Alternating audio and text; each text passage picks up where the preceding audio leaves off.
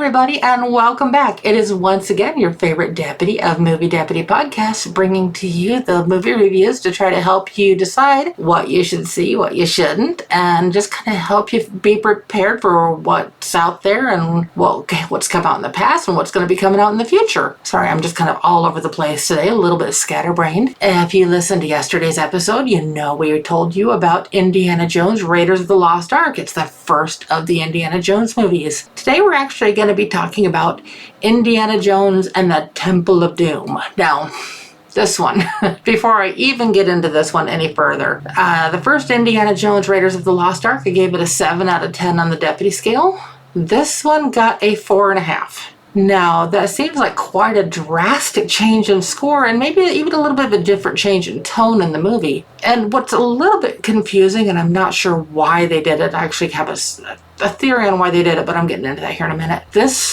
The Temple of Doom is actually set a year before Raiders of the Lost Ark. I mean, chronologically wise, because in the beginning of Raiders, it shows us that it's 1936. In the beginning of Temple, it tells us that it's in Shanghai, 1935. And so we're like going, that seems a little bit off on that. But also the way it kind of opens up with the way we kind of were introduced to Indy, the very first scenes that we see are him in the middle of the jungle and like looking for these archaeological relics and everything like that because he's an archaeologist. And this one we are open to something that belongs more in a musical. It's like a dancing scene in a nightclub, singing and these people dancing in formal wear, and you're like, what in the world? My theory, like I said, it's just purely my theory on this, as I'm guessing the first one probably kind of bombed with the female audience. I mean, the first one wasn't really a typical date movie, and they're trying to make this one more of the romancy,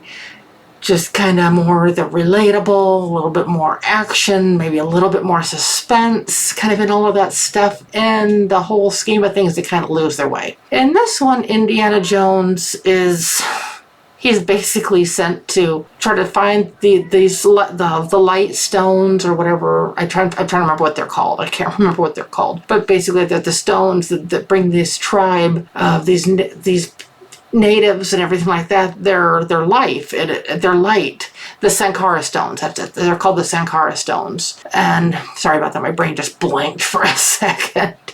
And his love interest changes in this one too. This is the only one that we see this particular blonde love interest in this one, and she's annoying. That's probably about the nicest way I can put it. She's just plain annoying. And we also get to meet his new little Asian friend. Sorry, like I said, my brain is a little bit weird, but in this one it goes really dark as Indy kind of gets closer to this tribe. And this tribe is one where they basically sacrifice people and drop them in this metal cage into magma below the earth. It's just this whole sacrificial thing. And then there's these just really kind of off the wall, like these chase scenes that just feel disjointed. And then even before that, there's a thing where they're jumping out of the plane, and it's this joke that, I mean, I've seen the joke retold on Family Guy and a lot of other cartoons and TV series. But as they're jumping out of the plane in the earlier scene in the movie, she's like, "We're not sinking, we're crashing." Sorry, my brain just like, I had the thought in my head and then I went to say it and I'm like, tilt. But that's one thing with me. I'm going to just be bringing you just me. I'm not going to edit out all of the stuff. It's like sometimes I'm very poised and can get through these without going